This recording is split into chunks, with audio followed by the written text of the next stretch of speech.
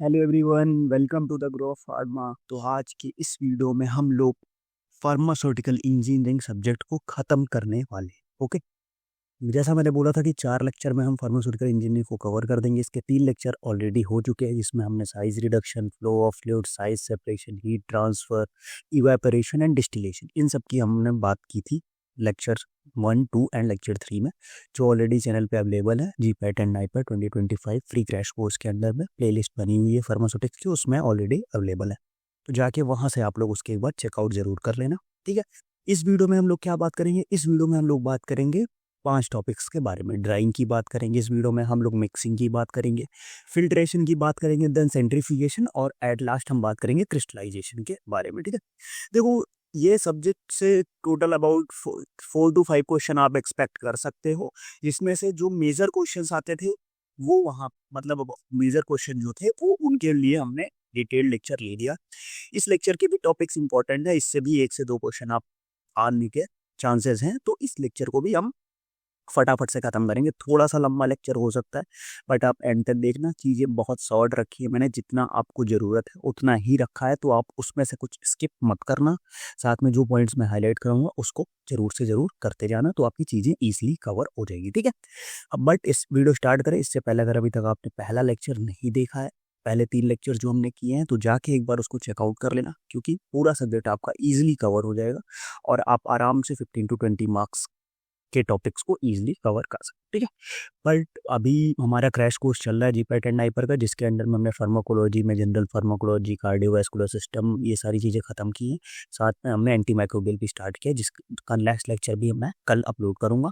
साथ में हमारे फार्मास्यूटिक्स में हमने टैबलेट खत्म कर दिया, प्री फॉर्मुलेशन खत्म कर दिया, कैप्सूल्स खत्म कर दिया, और आज हमारा फार्मास्यूटिकल इंजीनियरिंग भी कवर हो जाएगा, ठीक है। तो ये सारी चीज़ें फ्री ऑफ कॉस्ट आपके लिए चैनल पे अवेलेबल है, तो जाके एक बार चेकआउट करना, और साथ में चैनल को सब्सक्राइब करो, अपने दोस्तों के साथ शेयर करो, क्योंकि आप जितना ज़्यादा शेयर करोगे उतना ही ज़्यादा हमें मोटिवेशन मिलेगा आप लोग के साथ चीज़ों को और ज़्यादा कवर करने का, ठीक है। तो आज यार फिर फटाफट से वीडियो को स्टार्ट करते हैं, और साथ में चैट बॉक्स को थोड़ा सा इंटरेक्टिव बना के रखेंगे, मैसेजेस करते रहेंगे उसमें, ठीक है। चलो आ जाओ फिर फटाफट से। तो इस वीडियो में हम लोग क्या क्या देखने वाले हैं? इस वीडियो में हम लोग ड्राइंग के बारे में देखेंगे, डिफरेंट डिफरेंट टाइप के ड्रायर्स क्या होते हैं, थ्योरी ऑफ ड्राइंग, सारी चीज़ें जितनी आपको ज़रूरत है उतनी सारी चीज़ें देखेंगे हम इस वीडियो में। फिर हम देखेंगे इस वीडियो में मिक्सिंग के बारे में, फिर हम बात करेंगे फिल्ट्रेशन के बारे में, फिर सेंट्रीफ्यूगेशन पे, और एट द एंड हम बात कर लेंगे क्रिस्टलाइजेशन के बारे में, जो थोड़ा सा छोटा टॉपिक है, बट कभी कभी इससे भी क्वेश्चन आ जाते हैं, तो हम कुछ भी छोड़ के नहीं जाएंगे, एक बेसिक ओवरव्यू सबका रखेंगे, ठीक है। तो आ जाओ फिर फटाफट से स्टार्ट करते हैं। सबसे पहला टॉपिक जो है हमारा क्या है? ड्राइंग। अब देखो, ड्राइंग क्या है, जैसा नेम सजेस्ट कर रहा है, लास्ट वीडियो में मैंने आपको इवेपोरेशन, डिस्टिलेशन एंड ड्राइंग में डिफरेंस भी बताया था, तो वहां से भी आपको पता होना चाहिए कि ड्राइंग क्या होता है, और इवेपोरेशन, डिस्टिलेशन एंड ड्राइंग में क्या डिफरेंस होता है, ठीक है। Drying involves the removal of water और any another solvent by evaporation from a solid, semi-solid or liquid by application of heat, and finally a liquid free solid product is obtained। मतलब क्या, simple सी बात है कि drawing में क्या करेंगे, हम हीट का एप्लीकेशन करेंगे, और उससे जितना भी सॉल्वेंट रहेगा, चाहे वो वाटर हो या कोई सा भी सॉल्वेंट हो, उसको हम इवेपोरेट कर देंगे, और एट द एंड हमें एक liquid free solid residue, solid product मिल जाएगा, उसी को हम लोग बोलते हैं ड्राइंग। सिंपल सी बात। Drying is defined as the removal of small amounts of water और other liquid from a material by the application of heat. Simple सी डेफिनेशन है कि आपको हमें क्या करना है, स्मॉल अमाउंट का कोई वाटर या कोई भी अदर सॉल्वेंट जो हो, उसको हम लोग, कोई भी दूसरा लिक्विड मटेरियल हो, उसको हम लोग यहाँ से निकालेंगे, किसके मदद से? हीट की मदद से, और एट द एंड हमें क्या मिलना चाहिए? एक सॉलिड प्रोडक्ट मिलना चाहिए, ड्राइड प्रोडक्ट मिलना चाहिए, ठीक है।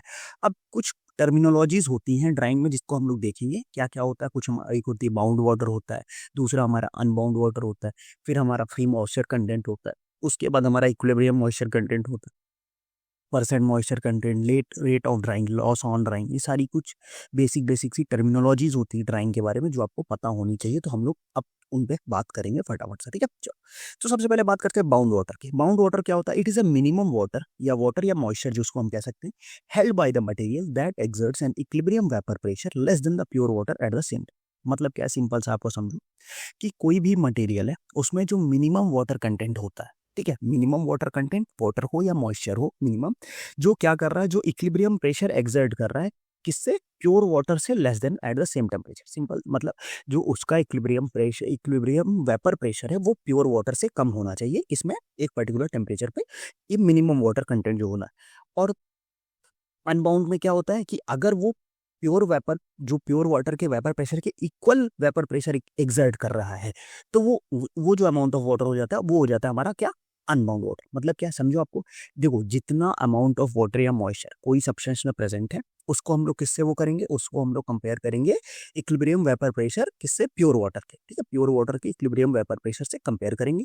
अगर वो प्योर वाटर की इक्विलिब्रियम वेपर प्रेशर से कम वेपर प्रेशर एक्सर्ट कर रहा है सेम टेम्परेचर पे, तो वो होता है हमारा उतना, वो जो होता है उसको हम लोग बोलते हैं बाउंड वाटर।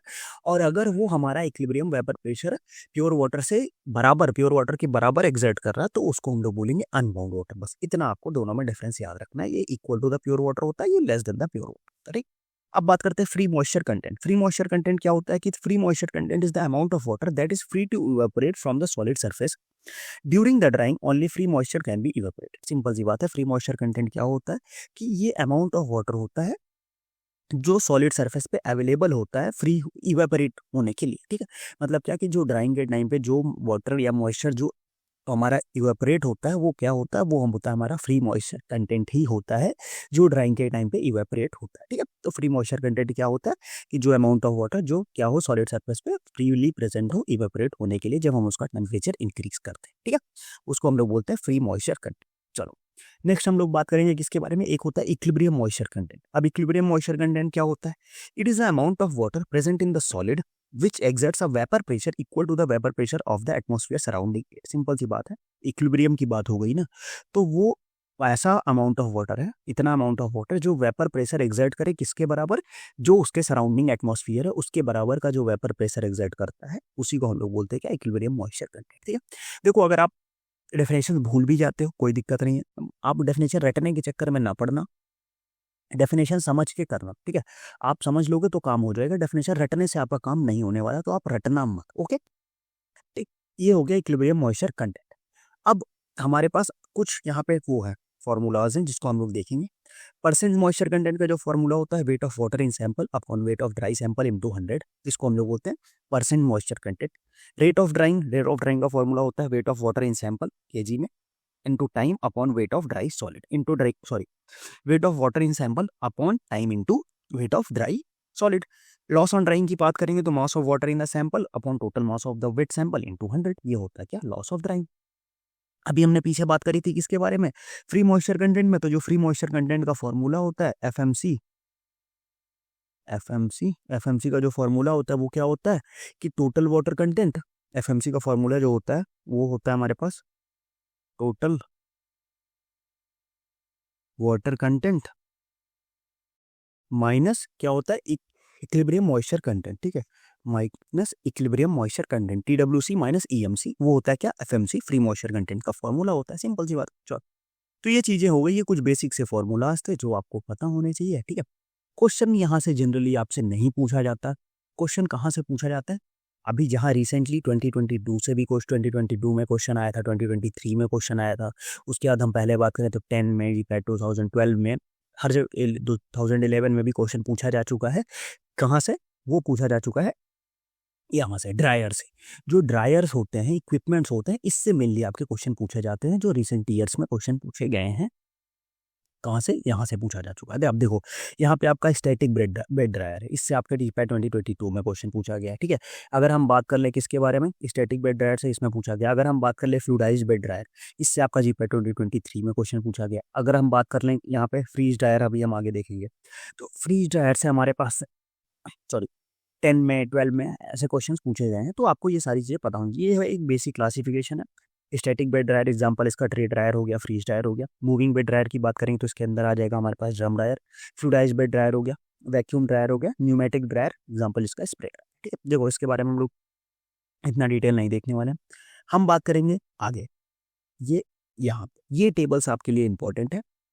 आप मैक्सिमम अगर क्वेश्चन पूछा जाएगा तो अबाउट 90% चांस है कि आपके क्वेश्चन यहीं से आएंगे, ठीक है। तो इनको बहुत ही ध्यान से करना है। सबसे पहले हम बात करेंगे ट्रे ड्रायर। ट्रे ड्रायर की जब हम बात करते हैं तो ट्रे ड्रायर में क्या होता है, sticky material, plastic substance, crystalline material, precipitates and paste can be dried in a tray dryer. Tray dryer में क्या होता है कि हमारे पास ये स्टिकी मटेरियल जो होते हैं, प्लास्टिक सब्सटेंस होते हैं, क्रिस्टलाइन मटेरियल, प्रेसिपिटेट, ये सारी इससे हमारा क्या हो सकता है, ड्राई किया जा सकता है। Crude drug, chemical powder, tablet, granules, ये सारी चीज़ें इससे हम ड्राई कर सकते हैं किसी थ्रेड ड्रायर से। अब यहाँ पे क्या होता है कि इसका एक एडवांटेज है, थ्रेड ड्रायर का एडवांटेज क्या है, थ्रेड ड्रायर का जो एडवांटेज है कि यहाँ इसमें एट्रिशन नहीं होता है, और एक इसका डिसएडवांटेज है, डिसएडवांटेज क्या है कि ये एक बैच प्रोसेस है, ठीक। इस थ्रेड ड्रायर में क्या होता है, एट्रिशन नहीं होता है, और ये क्या होता है, एक बैच प्रोसेस है। तो एडवांटेज हो गया कि एट्रिशन नहीं है, तो पार्टिकल साइज रिडक्शन और बाकी चीज़ों का कोई चांस नहीं है, और डिसएडवांटेज ये हो गया कि ये एक बैच प्रोसेस है, कॉन्टिन्यूस प्रोसेस हमारे लिए ज़्यादा एडवांटेजियस होता है। नेक्स्ट वन इज और हमारा क्या है, ड्रम ड्रायर। ड्रम ड्रायर को हम क्या बोलते हैं, ड्रम ड्रायर को हम बोलते हैं रोलर ड्रायर, और फिल्म ड्रम ड्रायर भी इसको बोला जाता है, ये इसके दो नाम है। Drying capacity is directly proportional to the surface area of the drum. Simple सी बात है कि जितना बड़ा ड्रम रहेगा उतनी ज़्यादा उसकी ड्राइंग कैपेसिटी रहेगी, और बड़ा ड्रम साइज कैसे मेजर करेगी, उसके सरफेस एरिया पे, ठीक है। तो ड्राइंग कैपेसिटी जो होगी वो सरफेस एरिया के डायरेक्टली प्रोपोर्शनल होगी। It is use for drying solution, slurry, suspension etcetera, इन सबको ड्राई करने के लिए इसको हम यूज़ करते हैं। The product dried are milk product हो सकता है, ड्राई करते हैं हम। Starch product, ferrous salt, antibiotic, suspension of zinc oxide, suspension of kaolins, ये सारी चीज़ें आपको याद रखनी है। ये सारी चीज़ें मतलब आप सिंपल सा सस्पेंशन से याद रख लो, तो कोई सा भी सस्पेंशन आ जाए तो उसमें हम ड्रम ड्रायर का यूज़ कर लेते हैं, ठीक है। एंटीबायोटिक्स हो गए, इन सब में हम ड्रम ड्रायर का यूज़ करते हैं। फिर आता है हमारे पास स्प्रे ड्रायर। स्प्रे ड्रायर भी हमारा इंपॉर्टेंट ड्रायर है। इसमें क्या होता है, इसमें 3 स्टेजेस होते हैं। सिंपल कैसे स्टेजेस होते हैं, सबसे पहले हम क्या करते हैं कि हम सबसे पहले जो जो हमारे को ड्राई करना होता है वो लिक्विड फॉर्म में रहता है, ठीक है। लिक्विड फॉर्म में रहता है तो हम उसको सबसे पहले एटमाइज करते हैं लिक्विड को। एटमाइजेशन ऑफ द लिक्विड मतलब क्या, उसको हम स्प्रे नोजल से पास कराते हैं, तो छोटे छोटे बहुत ही माइन्यूट माइन्यूट से पार्टिकल बन जाते हैं। अब वो लिक्विड ड्रॉपलेट्स माइन्यूट माइन्यूट से बने, और उसको हम क्या करेंगे, ड्राइंग चैम्बर में डालेंगे। फिर ड्राइंग चैम्बर में क्या होता है, ड्राइंग चैम्बर में हमारी क्या होती है, हॉट गैसेज होती है या हॉट एयर होता है, और डिपेंड करता है कि हमें किस तरह की ड्राइंग करनी है। तो हॉट गैसेज या हॉट एयर होती है, उससे बाद वो क्या हो जाता है कि जैसे वो जो हमारे पास छोटे छोटे टाइनी लिक्विड ड्रॉपलेट्स हैं वो क्या हो जाते हैं, वहाँ पे ड्राई हो जाते हैं, और फिर उसके बाद हम उसको क्या कर लेते हैं, उसको हम रिकवर कर लेते हैं ड्राइड प्रोडक्ट को, ठीक है। इसका डिसएडवांटेज क्या है, इसका एक ये डिसएडवांटेज है कि कभी कभी इसमें मॉइस्चर रह जाता है, तो उसके लिए हमें सेकेंडरी ड्राइंग करनी पड़ती है, ये एक इसका डिसएडवांटेज है, ठीक है। द प्रोडक्ट इज थर्मोलाबाइल, अगर थर्मोलाबाइल हाइग्रोस्कोपी और अंडरगो केमिकल डिकम्पोजिशन तो हो सकता है, ठीक है। उसके बाद it is use for gelatin, smallpox vaccine, blood, milk, hormones, fruit juice, plasma etcetera, इन सब के लिए इसका हम लोग यूज कर सकते हैं, ठीक है। मेनली देखो क्वेश्चन कहाँ से मेनली पूछा जाता है, मेनली क्वेश्चन एग्जाम्पल से ही पूछा जाता है। जैसे अगर पूछ लिया जाए कि हमारे पास ब्लड, मिल्क, हार्मोन, इन सब के लिए इसका यूज करते हैं, तो मैं इस पे ड्रायर का यूज कर सकते हैं, ठीक है। तो ऐसे एग्जाम्पल से क्वेश्चन पूछे जाते हैं। हम PYQ सॉल्व करेंगे तो आपको एक और आइडिया लग जाएगा कि किस टाइप के क्वेश्चन पूछे जाते हैं।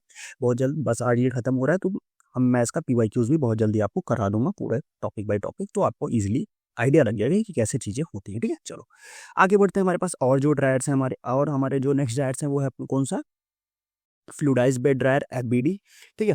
उसके बाद है अपने पास, जिससे रिसेंट में 2023 में क्वेश्चन पूछा गया था, वैक्यूम ड्रायर, फ्लीज ड्रायर या लायोफिलाइजेशन जिसको बोलते हैं। It is use for drying of granules in the production of tablet. Tablet के प्रोडक्शन में हम ग्रेन्यूल्स की ड्राइंग किससे करते हैं, FBD से करते हैं, फ्लूडाइज बेड ड्रायर से करते हैं। It is use for 3 operation, mixing, granulation and drawing. ये 3 ऑप्शन ऑपरेशन के साथ में कर सकते हैं इसको लोग, मिक्सिंग, और दूसरी हमारे पास कौन सी, ग्रेनुलेशन एंड ड्राइंग के लिए कर सकते हैं। Vacuum dryer, heat sensitive material, dusty and hygroscopic material के लिए वैक्यूम ड्रायर का यूज करते हैं। ड्रग्स कंटेनिंग टॉक्सिक सॉल्वेंट्स, जहाँ पे टॉक्सिक सॉल्वेंट्स है वहाँ पे भी हम वैक्यूम ड्रायर यूज कर सकते हैं। और किसके, और इसमें क्या होता है कि हम वैक्यूम की हेल्प से ड्राइंग करते हैं, जैसे इसका नाम है वैक्यूम ड्रायर, वैसे ही हम इसमें वैक्यूम की हेल्प से ड्राइंग करते हैं। Next one is freeze dryer. Freeze dryer क्या हमारा, फ्रीज ड्रायर को हम क्या बोलते हैं, लायोफिलाइजेशन भी बोलते हैं। इसमें क्या करते हैं, इसमें सबसे पहले क्या करते हैं कि हम जो हमारा सॉल्वेंट है, वाटर जो है, उसको हम क्या करते हैं, सबसे पहले उसको हम फ्रीज कर लेते हैं। फ्रीज करने के बाद फिर क्या करते हैं, उसको जैसे ही हम उसका टेम्परेचर बढ़ाते हैं, तो वो टेम्परेचर हम बढ़ाते हैं इस तरह से कि वो दोबारा लिक्विड में ना कन्वर्ट हो, वो क्या हो, वापस से वो गैस में कन्वर्ट होकर निकल जाए। तो क्या होता है, उसको बोलते हैं डायरेक्ट, अगर सॉलिड से गैस में कन्वर्ट होता है उस प्रोसेस को क्या बोलते हैं, सब्लिमेशन बोलते हैं। तो वो वेपर में कन्वर्ट होकर निकल जाए। In freeze drying water is remove from the frozen state by the sublimation. The drying is achieved by subjecting the material to temperature and pressure below the triple point. इसमें क्या होता है, triple point के नीचे temperature और pressure को रखते हैं हम लोग। Drying the thermolabile products, it is use for blood plasma and its fractional products, antibiotics, plant extract, steroid, vitamin and enzymes, इन सब के लिए हम लोग फ्रीज ड्रायर का यूज कर सकते हैं, ठीक है। तो ये हमारे पास सारे के टाइप के ड्रायर थे, और मैंने ड्राइंग की कुछ इंपॉर्टेंट पॉइंट्स भी बता दिए, और ड्रायर का भी बात हमने कर ली, ड्रायर्स की भी, कि कहाँ कहाँ से क्वेश्चन पूछे जा सकते हैं आपसे। तो ये जो लास्ट पे मैंने 2 टेबल्स बताई हैं, इनको एकदम ध्यान से रखना है, इनको नहीं भूलना है। बाकी अगर आगे की थ्योरी आप एक बार वैसे ट्राई करना है कि उनको भी अच्छे से कर लो, क्योंकि मैंने ऑलरेडी बहुत ही शॉर्ट रखी हैं चीज़ें। इससे भी अगर आप शॉर्ट कर दोगे तो फिर दिक्कत हो जाएगी आपको लोग की, ठीक है। बट ये टेबल्स बहुत ज़्यादा इंपॉर्टेंट है, तो इनको ध्यान से करना, ठीक है।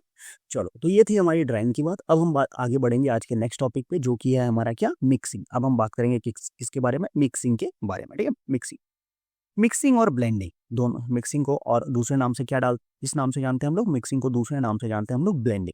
Mixing or blending is a unit operation in which a uniform mixture is obtained from two or more components by dispersing one within another. Simple सी बात है।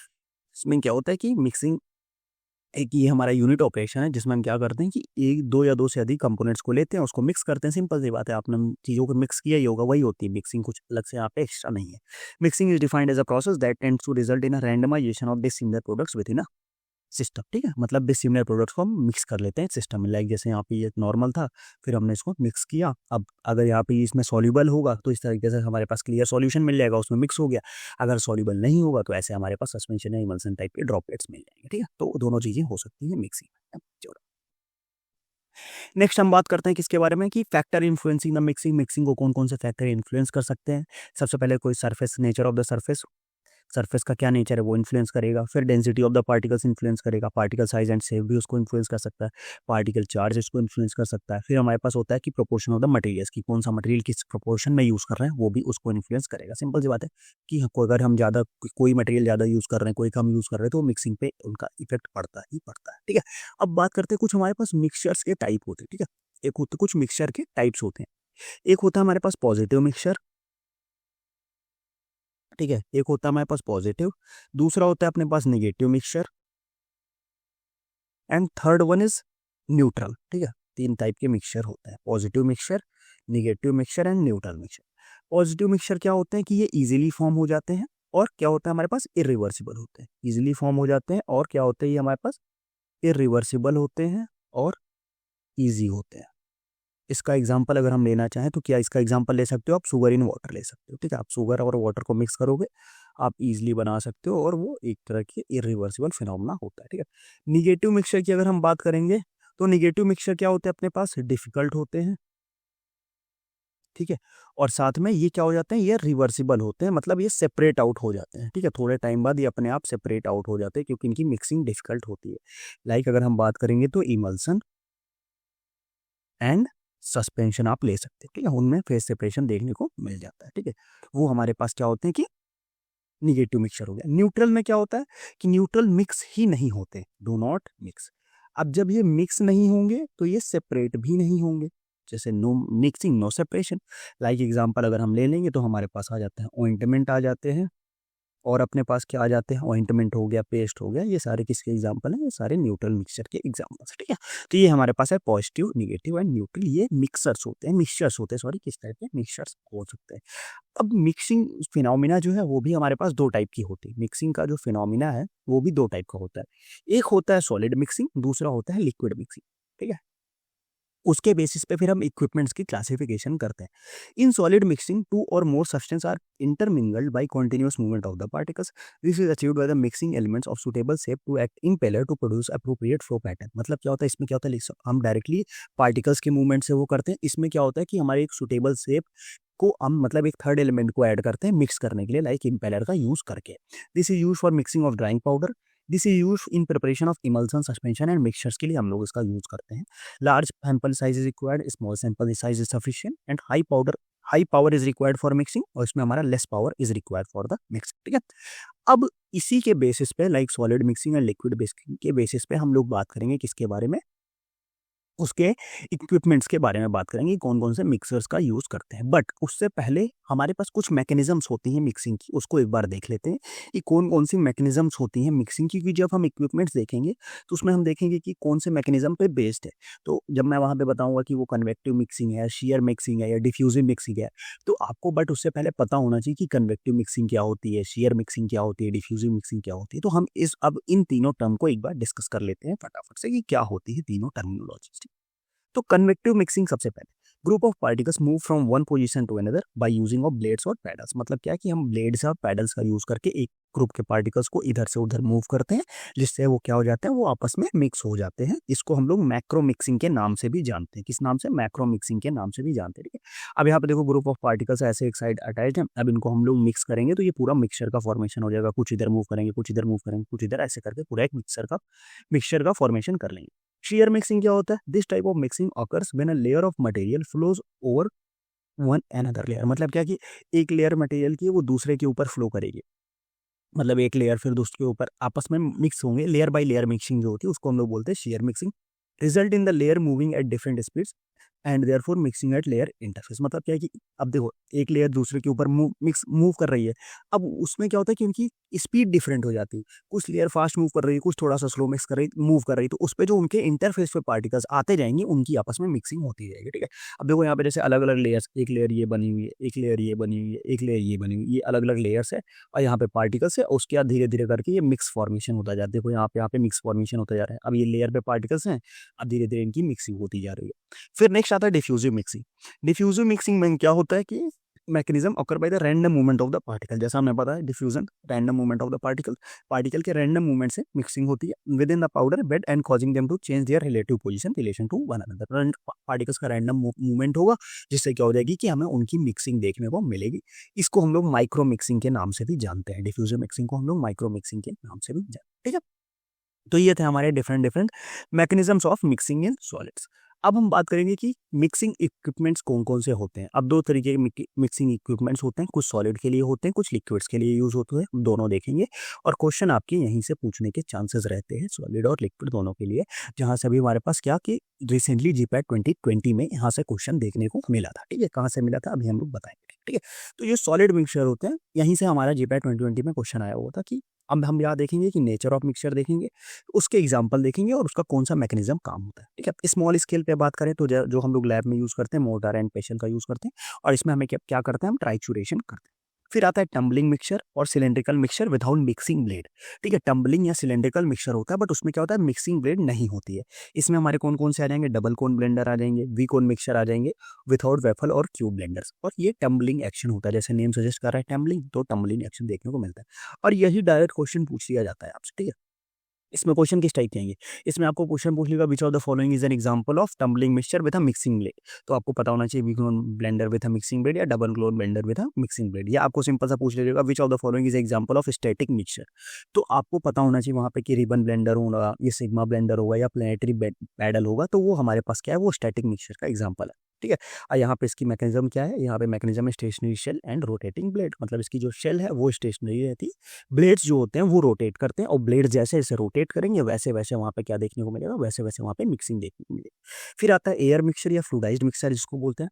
इसका एग्जाम्पल भी क्या है, फ्लूइडाइज्ड मिक्सचर ही है और एयर सपोर्टेड ब्लेंडिंग इसमें देखने को मिलती है। फिर आता है लार्ज स्केल। यही लार्ज स्केल मिक्सचर का एग्जाम्पल हमारे पास टीपैट 2020 में क्वेश्चन पूछा गया था कि लार्ज स्केल मिक्सचर कौन कौन से होते हैं। तो हमारे पास दो होते हैं लार्ज स्केल मिक्सचर, एक होता है बैरल टाइप, दूसरा होता है जिगजैग टाइप और rotating shell with rotating blade. इसमें क्या होता है, अब यहाँ पे देखो, यहाँ पे क्या था कि सेल स्टेशनरी थी, ब्लेड रोटेट कर रही थी, बट यहाँ पे क्या हो रहा है कि ब्लेड भी रोटेट कर रही है और सेल भी रोटेट कर रही है, दोनों रोटेट कर रहे हैं, दोनों अपोजिट डायरेक्शन में रोटेट करेंगे जिससे हमें प्रॉपर मिक्सिंग देखने को मिलेगी। ठीक है, तो ये हमारे पास क्या थे, ये सॉलिड मिक्सचर इक्विपमेंट्स थे। दो और कुछ सॉलिड मिक्सचर इक्विपमेंट्स हैं, उनको और देखते हैं हम लोग। सॉलिड मिक्सचर ये इतने हो गए। नेक्स्ट हमारे पास जो है वो है रिबन ब्लेंडर। रिबन ब्लेंडर क्या होता है कि इसकी जो मैकेनिज्म है वो मिक्सिंग है वो है shearing which is transferred by moving blades, ribbon blade, or it is fitted with two helical blades. It is used to mix finely divided solid, wet solid mass and sticky plastic solids को mix करने के लिए इसका हम लोग use करते हैं। Sigma blade mixture की बात करें, इसमें भी शेयरिंग या नीडिंग एक्शंस इसका मैकेनिज्म है, यूज फॉर मिक्सिंग डॉ ingredient in the baking industry. Baking industry में डॉ जो डॉ बनता है उसको मिक्सिंग के लिए हम किसका यूज करते हैं, उसकी मिक्सिंग के लिए हम लोग सिग्मा मिक्स ब्लेड मिक्सचर का यूज करते हैं। It is used in wet granulation process for manufacture of tablet pills और this use for the high viscosity material. जहाँ पे मटेरियल्स की विस्कोसिटी हाई होती है वहाँ पे इसका हम लोग यूज करते हैं। ओके, नेक्स्ट आगे हम लोग बात करते हैं और जो कुछ हमारे पास मिक्सचर्स हैं कौन कौन से हैं। एक है अपने पास प्लेनेटरी मिक्सचर। प्लेनेटरी मिक्सचर का क्या होता है, mechanism of mixing is shearing and tumbling motion. It consist of the vertical cylinder shell. Low speeds are use for dry blending, fast speeds are use for the wet granulation. ठीक है, अगर हमें dry blending करनी है तो हम लो speed का रखेंगे, और अगर हमें वेट ग्रैनुलेशन करना है तो हम फास्टर स्पीड रखेंगे। It is also known as change can mixture. इसका दूसरा नाम जो है वो change can mixture, air mixture या फ्लूइडाइज्ड मिक्सचर जो अभी हमने बात करी थी। सिंपल सा मैकेनिज्म ऑफ एक्शन टम्बलिंग है और use for the coating, coating के लिए यूज करते हैं इसको हम लोग। ठीक है, बैरल टाइप या कॉन्टिन्यूअस मिक्सचर, इसका भी mechanism of action tumbling action ही है। ठीक है, जिगजैग या कॉन्टिन्यूअस मिक्सचर की बात करें, इसमें भी टम्बलिंग एक्शन और वी सेट, वही सारी चीजें हैं, बट इसमें एक एक मिक्सचर को थोड़ा सा स्पेसिफाई कर दिया गया है। बाकी सारी चीजें जो है वहाँ पे हमारे पास वही सारी चीजें। ठीक, तो ये हमारे पास सारी चीजें थी किसकी, सॉलिड मिक्सचर्स की। सॉलिड मिक्सिंग के लिए जो इक्विपमेंट्स यूज होते हैं उसकी बात थी। अब हम बात करेंगे लिक्विड मिक्सचर्स के बारे में कि लिक्विड्स को मिक्स करने के लिए कौन कौन सा इक्विपमेंट हम लोग यूज करते हैं। अब हम थोड़ा सा उसके बारे में बात कर लें, दो लिक्विड्स को मिक्स करने के लिए। तो इसमें आता है अपने पास प्रोपेलर मिक्सर, टरबाइन मिक्सर है, पैडल मिक्सर। ठीक है, प्रोपेलर, टरबाइन और पैडल मिक्सर आता है, जो कि हमारे पास जो मिसिबल लिक्विड्स होते हैं उनको मिक्स करने के लिए यूज किया जाता है। और अगर हमारे पास जो लिक्विड्स हैं वो आपस में इमिसिबल हैं तो उनको मिक्स करने के लिए हम सिल्वर्सन मिक्सर का यूज़ करेंगे, कोलॉइड मिल्क का यूज़ करेंगे या अल्ट्रासोनिक इमल्सिफायर का यूज़ करेंगे, जो अभी हम लोग आगे नेक्स्ट स्लाइड में देखने वाले हैं। ठीक है, प्रोपेलर मिक्सर क्या होते हैं। Propeller mixer mainly work on the principle of sharing force. ये मेनली किसके प्रिंसिपल पे काम करते हैं, शेयरिंग फोर्स पे प्रिंसिपल पे काम करते हैं। Use for low viscous liquid and rotate at 8000 RPM, less than 8000 RPM पे ये रोटेट करते हैं। Use for mixing of low viscosity emulsion के मिक्सिंग में यूज करते हैं, and also use in mixing of suspension with particle size up to 0.1 टू 0.5 millimetre के पार्टिकल साइज तक में इस सस्पेंशन और इमल्शन की मिक्सिंग के लिए यूज किया जा सकता है इसको। ठीक है, नेक्स्ट आता है अपने पास टरबाइन मिक्सर। टरबाइन मिक्सर का भी मैकेनिज्म ऑफ एक्शन प्रिंसिपल जो है वो शेयरिंग एक्शन ही है। It contains the impeller and use for viscous liquid like liquid glucose and due to high shear force use in emulsification and not for suspension. मतलब क्या है, मतलब ये है इसका कि हम इसको विस्कस लिक्विड्स के लिए यूज करते हैं, लाइक हमारा लिक्विड ग्लूकोज हो गया, और इसकी जो शेयर फोर्स होती है वो बहुत हाई होती है। तो हाई शेयर फोर्स की वजह से इसको हम लोग इमल्सिफिकेशन में यूज कर सकते हैं, बट सस्पेंशन में इसका यूज हम लोग नहीं करते। सस्पेंशन के लिए हम लोग प्रोपेलर मिक्सचर का यूज कर सकते हैं। लास्ट जो है हमारे पास वो है पैडल मिक्सर। पैडल मिक्सर का क्या यूज होता है, agitator use for mixing and rotate at 100 RPM. 100 RPM पे रोटेट किया करते हैं इसको हम लोग। और paddles are use in manufacturing of antacid suspension हो गया, लाइक हमारे पास aluminium hydroxide gel, magnesium hydroxide gel हो गया, अगर एंड पैक्टिंग रिलेटेड पॉजिटिव्स हो गया, anti diarrheal mixture like bismuth kaolin. ये सारी चीज़ों का हम लोग यूज करते हैं किसमें, इस सारी चीज़ों के मैन्युफैक्चरिंग के लिए हम लोग किसका यूज करते हैं, पैडल मिक्सचर का। मतलब अगर सस्पेंशन मेनली बनाना हो तो हम किसका यूज कर देंगे, हम यूज कर लेंगे सर पैडल मिक्सचर का। ठीक है, तो ये तीन तरह के डिफरेंट डिफरेंट मिक्सचर थे जहाँ पे हमारे पास मिसिबल लिक्विड्स का हम लोग यूज करते हैं, मिसिबल लिक्विड्स को मिक्स करने के लिए जिनका हम लोग यूज करते हैं। बट अगर हमारे पास कुछ ऐसे केस आ जाए पे जहाँ पे हमारे जो लिक्विड्स हैं वो क्या हो, वो इमिसिबल हो।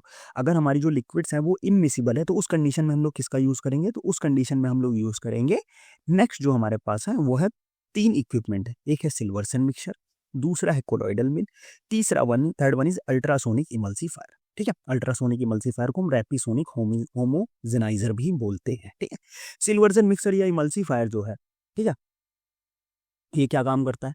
अब यहाँ से हमारे पास जीपैट रिसेंटली 2020 में क्वेश्चन पूछा गया था, किससे, कोलॉइड मिल से 2020 में क्वेश्चन आया हो। ठीक है, तो सिल्वर्सन मिक्सचर की बात करें तो mechanism of mixing is shearing force and turbulence. इसकी जो मैकेनिज्म ऑफ मिक्सिंग है वो सियरिंग फोर्स है और टर्बुलेंस है।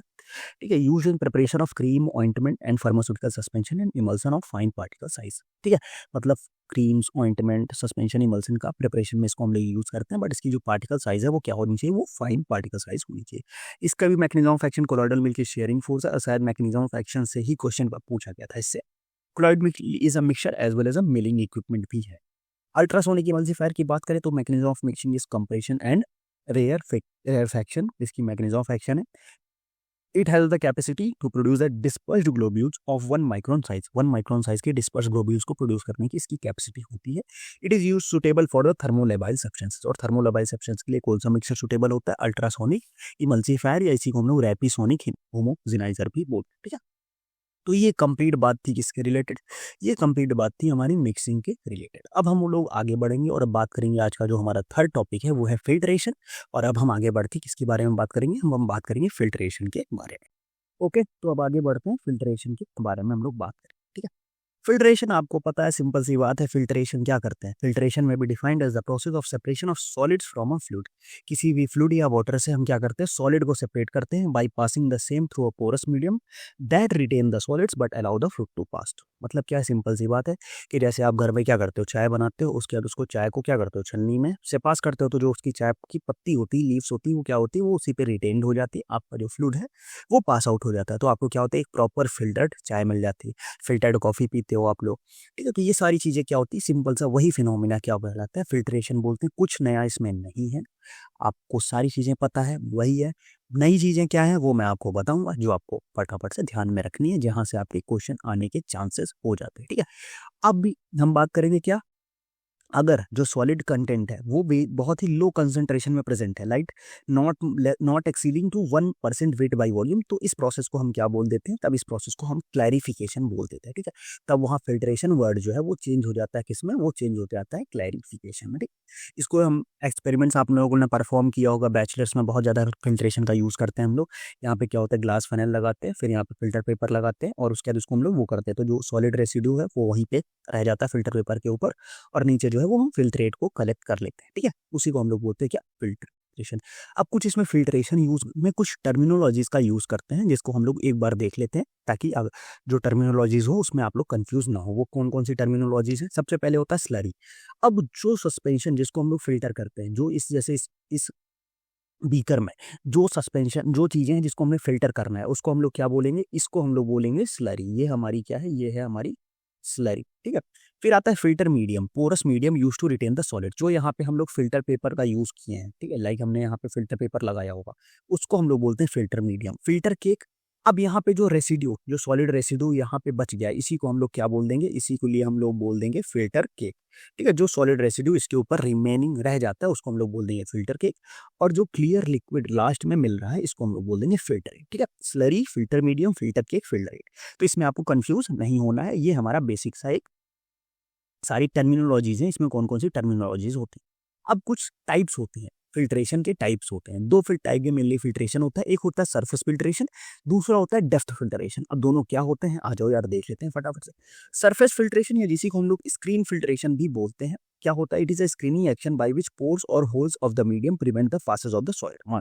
मतलब सिंपल सा, जो आपका अभी आप फिल्टर पेपर के थ्रू जो कर रहे थे वो सरफेस फिल्ट्रेशन था। इसमें क्या होता है कि जो पोर्स और होल्स है वो क्या कर देते हैं? वो हमारा जो मैकेनिज्म, वो जो सॉलिड है उसको पास करने से रोक देते हैं। इसकी जो मैकेनिज्म कौन सी होगी? स्ट्रेनिंग या इम्पिंगमेंट होती है इसकी मैकेनिज्म। अब स्ट्रेनिंग और इम्पिंगमेंट क्या होती है सर?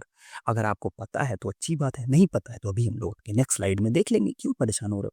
सारी टर्मिनोलॉजीज बताई जाएगी, सारी कुछ चीजें छूटना ही नहीं चाहिए, कोई सी सारी चीजें कवर कर दी जाएगी। सेशन कैसा लग रहा है अभी तक चैट बॉक्स में लिखते जाओ, और वीडियो एंड होने के बाद फटाफट से एक अच्छा सा कमेंट कर देना कि सेशन कैसा लगा, क्योंकि पूरी इंजीनियरिंग ने 4 लेक्चर में खत्म कर दी, ठीक है? नोट्स को कंसाइज करके लाने में काफी मेहनत लगती है, तो कैसी लगी आपको चीजें आप कमेंट बॉक्स में जरूर बताना। नेक्स्ट आता है डेप्थ फिल्ट्रेशन। डेप्थ फिल्ट्रेशन क्या होता है? In this process slurry penetrates through a point where the diameter of the solid particle is greater than that of tortuous void or channel. मतलब क्या रहे हो? सिंपल सी आप समझो बात को, आपको ज्यादा दिमाग नहीं लगाना है। इसका एग्जांपल क्या है? सेरेमिक फिल्टर या सिंटेट फिल्टर। मतलब क्या होता है? जैसे एक में क्या कर दिया आपने, क्या हुआ कि आपने केवल फिल्टर पेपर, मैं आपको यहाँ बताता हूँ, जैसे एक में क्या हुआ कि एक में आपने ऐसे रखा, ठीक है, और यहाँ आपने केवल फिल्टर पेपर लगा दिया, ठीक है? तो उसमें क्या हुआ कि यहीं से सारे सॉलिड यहीं पे रिटेन हो जाएंगे, यहीं पे आपने सारे सॉलिड को रिटेन कर लिया, खत्म। दूसरे में क्या किया आपने? वेट अ मिनट, ठीक है? दूसरे में आपने क्या किया कि मान लो दूसरा हमारा ऐसा था, इसमें हमने क्या किया कि इसमें हमने छोटे छोटे वो डाल दिया, छोटे छोटे बीट्स डाल दिए, ठीक है? और वो उनका जो वो है, जो ये वॉइड स्पेस है वो धीरे धीरे नैरो डाउन होता जा रहा है। तो उस कंडीशन में क्या हुआ कि कुछ ऐसे सॉलिड पार्टिकल्स होंगे जो यहाँ से तो पास आउट हो जाएंगे, बट वो यहाँ जाके रुक जाएंगे, ठीक है? मतलब वो डेप्थ में जाके हम वो आगे पास नहीं कर पा रहे हैं, तो उसको हम लोग बोलते क्या है? वो डेप्थ फिल्ट्रेशन होता है। समझिए बात को। इसको हम लोग बोले कि जो यहीं पे पूरा फिल्टर पेपर के थ्रू रुक गया उसको बोलेंगे हम लोग सरफेस फिल्ट्रेशन। अब कुछ ऐसे, जैसे यहाँ पे हमने क्या रखा कि छोटे छोटे बीड्स हमने डाल दिए, और ये जो अंदर का वॉइड स्पेस है वो धीरे धीरे नैरो होता जा रहा है, छोटा होता जा रहा है। तो क्या हुआ? कुछ जो बड़े साइज के पार्टिकल्स होंगे वो यहाँ से तो पास हो जाएंगे, बट यहाँ आके वो यहाँ से पास नहीं हो पाएंगे, यहाँ रुक जाएंगे। तो इस कंडीशन को, और एट द एंड यहाँ पे हमें क्लियर लिक्विड मिल जाएगा। तो इस जो फिनोमेना होता है, इस प्रोसेस को हम लोग क्या बोलते हैं? इस प्रोसेस को हम लोग बोलते हैं डेप्थ फिल्ट्रेशन। समझ गए बात को? इसमें जो मैकेनिज्म होती है वो होती है इंटैक्ट, इंटेगलमेंट होती है इसकी मैकेनिज्म, ठीक है। अब यहाँ पे देखो ये सारी चीजें हम लोग देख लेते हैं। इसको बोलते हैं स्ट्रेनिंग। स्ट्रेनिंग में क्या होता है, the particles of the larger size can not pass through the smaller pore size of the filter medium. Simple सी बात है कि ऊपर के ऊपर उसको हमने रिटेन कर लिया, स्ट्रेन कर लिया, ठीक है। दूसरा आता है इम्पिंगमेंट। इसमें क्या होता है, solids have the momentum along the path of streamline flow and strike to the filter medium, the solids are retained to the filter medium। मतलब क्या होता है कि जैसे जैसे वो हमारे पास उसके थ्रू पास हो रहे थे, ठीक है। अब जैसे यहाँ पे क्या होता है, इसको हम लोग ऐसा समझते हैं ना, जैसे देखो सिंपल सी बात, अब हमने जैसे यहाँ पे रखा तो यहाँ पे क्या हो रहा है कि ये सॉलिड्स और वो हमारे पे पास हो रहे हैं और लिक्विड भी पास हो रहा है साथ में। तो जैसे यहाँ पे ऐसे ऐसे फ्लो के थ्रू पास होता जा रहा है, ठीक है। अब यहाँ पे जैसे इसी फ्लो के थ्रू साथ में सॉलिड भी पास हो रहा है। वैसे एक हम यहाँ पे सॉलिड पार्टिकल ऐसे ले लेते हैं, ठीक है। इसी फ्लो के साथ क्या हो रहा है, सॉलिड पार्टिकल पास हो रहा है और ये यहाँ पे हमारा फिल्टर मीडियम इक्वेटर, ठीक है। यहाँ पे हमारा क्या है, फिल्टर मीडियम है, ठीक है। ये हमारा फिल्टर मीडियम है, तो ये इसके थ्रू ऐसे पास हो रहा है। बट अब यहाँ पे क्या हुआ कि जैसे यहाँ पहुंचा तो सॉलिड पार्टिकल तो पास नहीं हो रहा है, और जो यहाँ के जो फ्लूइड्स हैं, जो लिक्विड है, वो ऐसे अपना डायरेक्शन चेंज करके वो पास हो जाएगा, बट ये जो है ये पास नहीं हो पाएगा। इसी फिनोमेना को हम लोग जो बोलते हैं, इसी फिनोमेना को बोलते हैं क्या, इम्पिंगमेंट, ठीक है। कि मतलब फ्लूइड पास हो जा रहा है अपना डायरेक्शन चेंज करके, बट सॉलिड पास नहीं हो पा रहा है क्योंकि उसकी पोर साइज बड़ा है।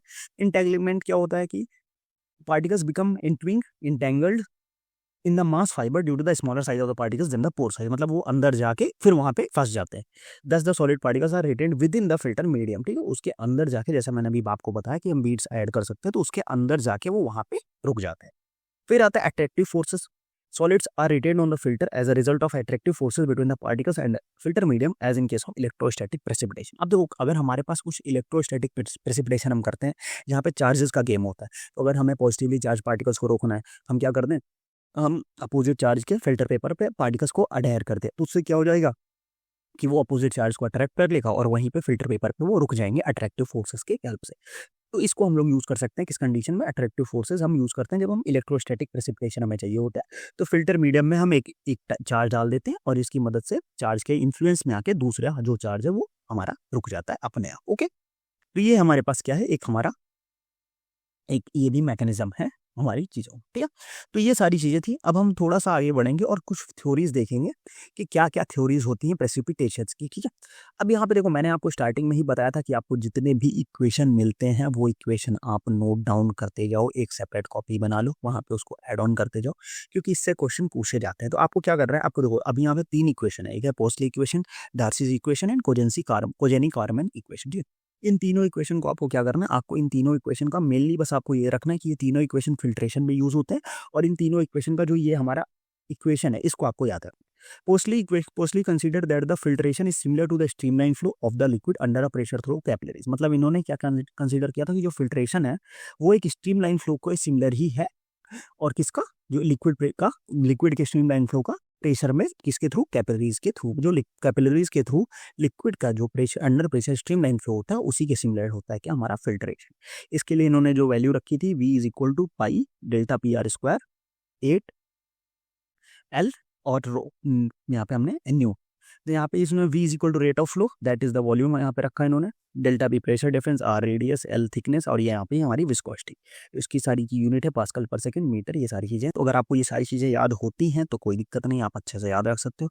नहीं होती है कोई दिक्कत नहीं, आप क्या करो, आपको बस इक्वेशन अच्छे से लिखना है, और आपको ये याद रखना है कि इक्वेशन क्या था हमारा, फिल्ट्रेशन का इक्वेशन था। पोस्टलीज इक्वेशन किसमें था, फिल्ट्रेशन।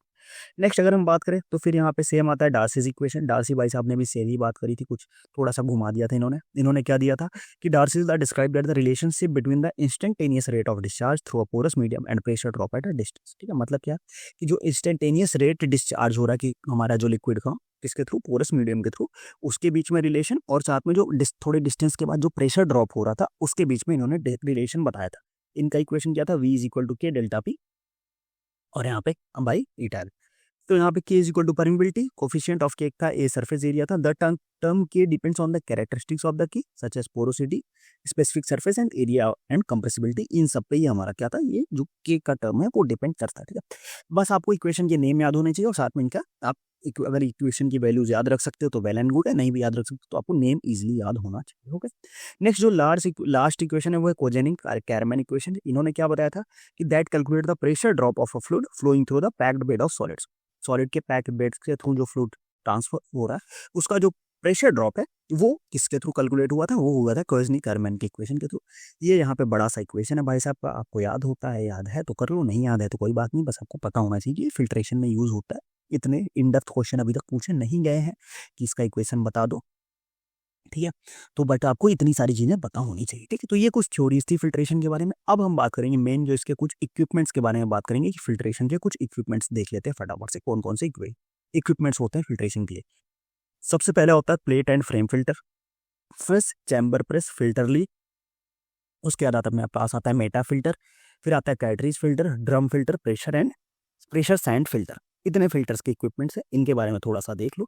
इनकी चीज़ें आप दिमाग में रखो क्योंकि क्वेश्चन इनसे आने के चांसेस थोड़ा-सा बढ़ जाता है। फ़िल्टर मीडियम से क्वेश्चन आने के चांसेस आपके इंक्रीज़ हो जाते हैं कंपैरेटिवली टू अदर्स, ठीक है? तो आपको बट इक्वेशन के जो नाम बताए उसको याद रखना है और साथ में अब जो बता रहा हूँ इंपॉर्टेंट पॉइंट्स इसको याद रखना है। प्लेट एंड फ्रेम फ़िल्टर पे इसकी बात करें तो इसका जो मैकेनिज़्म है वो क्या है, सरफेस फ़िल्ट्रेशन है, capable of retaining bacteria, bacteria को रिटेन कर सकते हैं इससे हम लोग। Collection of the precipitated antitoxin, removal of the precipitated protein from the insulin liquids and removal of the cell broth from fermentation medium, इन सब के लिए हम लोग किसका यूज़ करते हैं, इन सब के लिए हम लोग plate and frame filter press का यूज़ कर सकते हैं।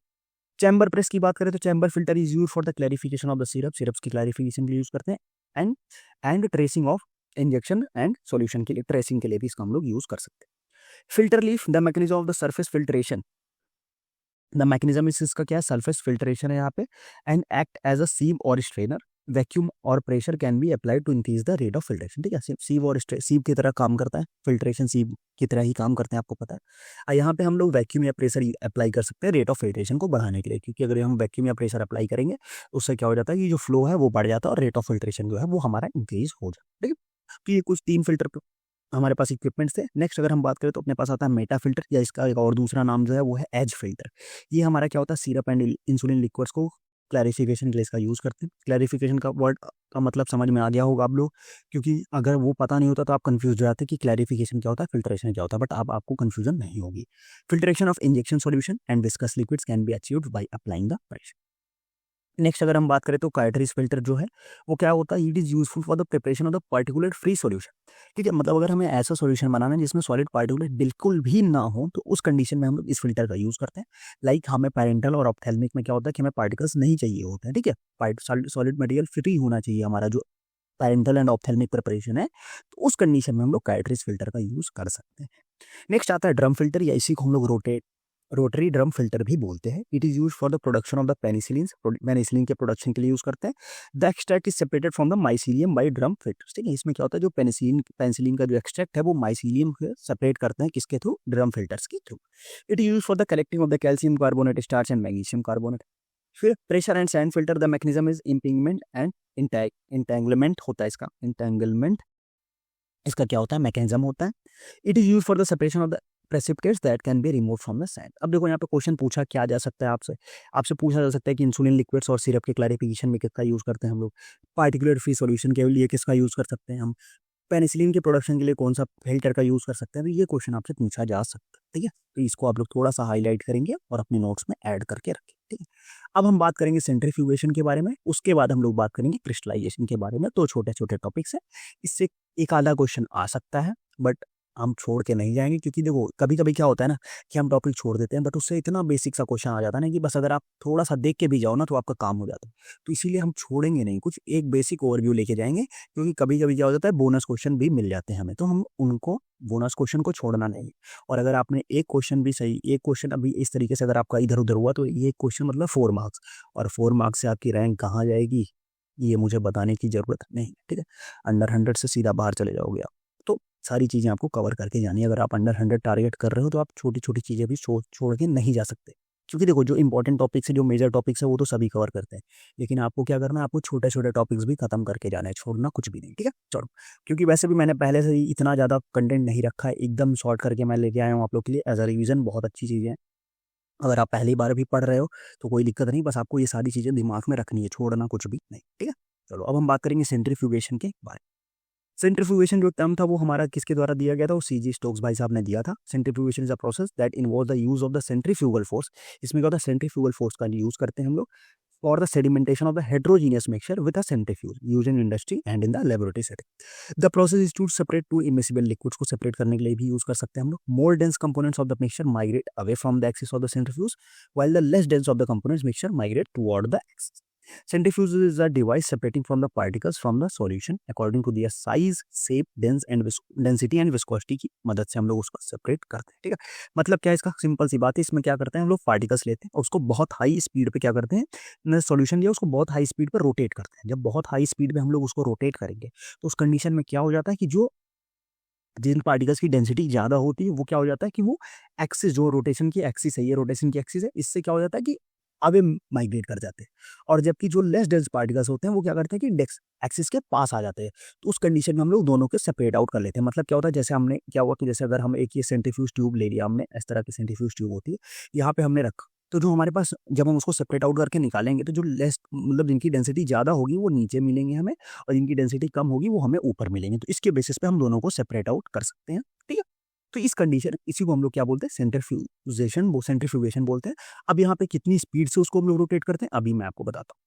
अब हमारा जो क्लासिफिकेशन है सेंट्रीफ्यूज का, दो तरीके पे हम क्लासीफाई कर सकते हैं. एक होता है लेबोरेटरी स्केल, दूसरा होता है कॉमर्शियल स्केल. लेबोरेटरी स्केल में हमारे पास आता है हॉरिजॉन्टल स्पिनिंग आर्म टाइप एक होता है, दूसरा एक होता है अपने पास एंगल सेंट्रीफ्यूज, फिर तीसरा जो एक होता है हाई स्पीड सेंट्रीफ्यूज. अब हाई स्पीड सेंट्रीफ्यूज में देखो 10,000 रिवोल्यूशंस पर मिनट का यूज करते हैं. फिर आता है अल्ट्रा सेंट्रीफ्यूज जो कि 85,000 रिवोल्यूशंस पर मिनट, यहाँ पे जो हम लोग नाइपर में यूज करते हैं वो क्या है, वो अल्ट्रा सेंट्रीफ्यूज है. अबाउट 85,000 रिवोल्यूशंस पर मिनट तक वो जा सकता है. अब समझ लो कि कितना स्पीड 85,000 आरपीएम पे जा रहा है, तो कितनी स्पीड से उसको हम लोग वो कर रहे हैं, रोटेट कर रहे हैं.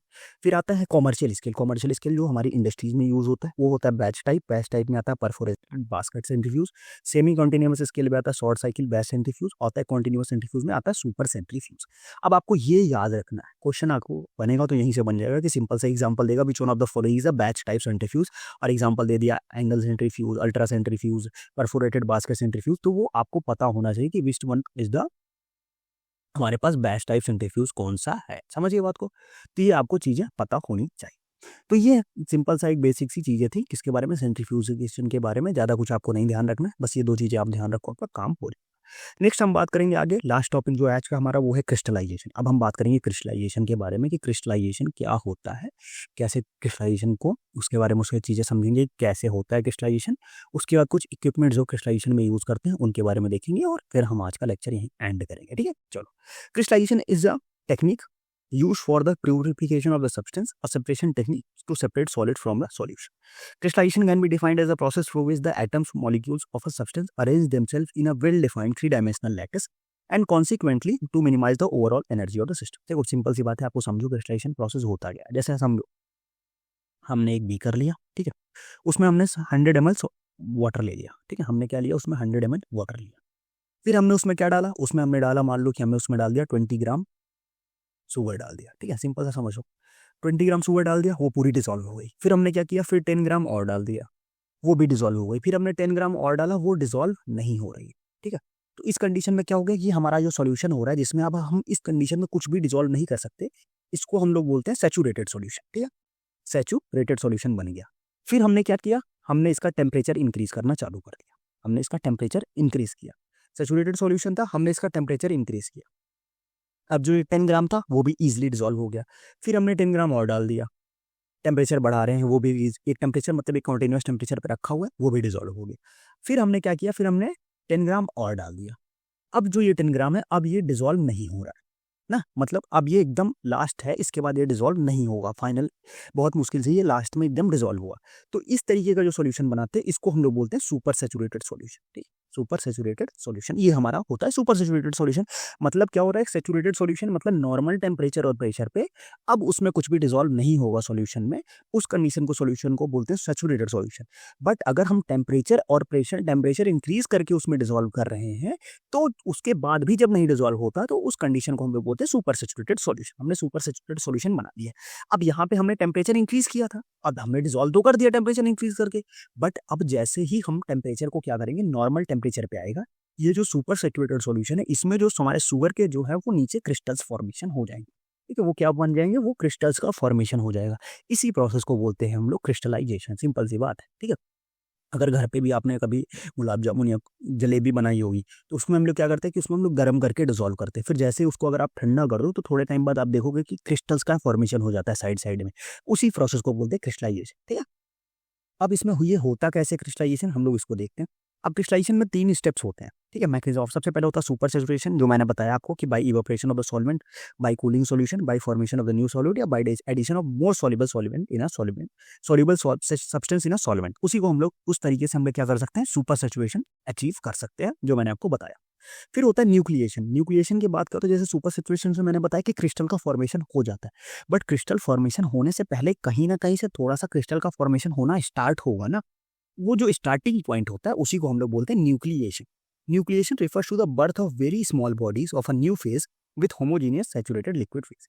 लो nucleation rate condition favour the formation of large crystal. मतलब क्या है कि अगर न्यूक्लिएशन जो है फास्ट होगा, तो जो क्रिस्टल्स होंगे वो छोटे छोटे बनेंगे। बट अगर न्यूक्लिएशन स्लो होगा, तो स्लोली स्लोली न्यूक्लिएशन अगर होता है, तो जो क्रिस्टल का फॉर्मेशन होता है वो बड़े होते हैं। उसके बाद जब न्यूक्लिएशन भी हो गया, तो जो नेक्स्ट स्टेप देखने को मिलेगा, वो देखने को मिलेगा क्या, crystal growth. Crystal growth is a diffusion process and एक सरफेस फिनोमिना होता है, ठीक है। यहाँ से समझेंगे आप लोग। देखो, सबसे पहले इनिशियल स्टेज था, हमने क्या किया, सुपर सैचुरेटेड सॉल्यूशन बनाया। फिर क्या हुआ, छोटे छोटे पार्टिकल्स का फॉर्मेशन हुआ, ये इसको हम लोग बोलते हैं न्यूक्लिएशन। फिर न्यूक्लिएशन के बाद ये क्या हुआ कि क्रिस्टल ग्रोथ हुआ, और एट द एंड हमारा फाइनल एक क्रिस्टलाइजेशन देखने को मिलेगा, क्रिस्टल्स का फॉर्मेशन हो जाएगा, ठीक है। ये पूरा का पूरा फिनोमिना है। और इस पूरे फिनोमिना के टाइम पे जो केमिकल बॉन्ड का फॉर्मेशन होता है और जो केमिकल पोटेंशियल है वो क्या होता है, वो डिक्रीज होता रहता है, ठीक।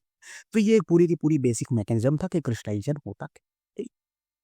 अब इसके बारे में हम लोग थोड़ा सा इसका इक्विपमेंट्स देख लो कि इक्विपमेंट्स क्या होता है। इसी क्रिस्टलाइजेशन के इक्विपमेंट से रिसेंटली 2022 में क्वेश्चन पूछा गया है, तो मे बी 2025 में भी पूछा जा सकता है, किसको पता नहीं है, तो हम देखेंगे क्या होता है। एक होता है एजिटेटेड बैच क्रिस्टलाइजेशन। इसका जो मेथड होता है वो टेम्परेचर रिडक्शन करके काम करते हैं। इसका जो ये बैच प्रोसेस है और यूनिफॉर्म क्रिस्टल्स फॉर्म होते हैं।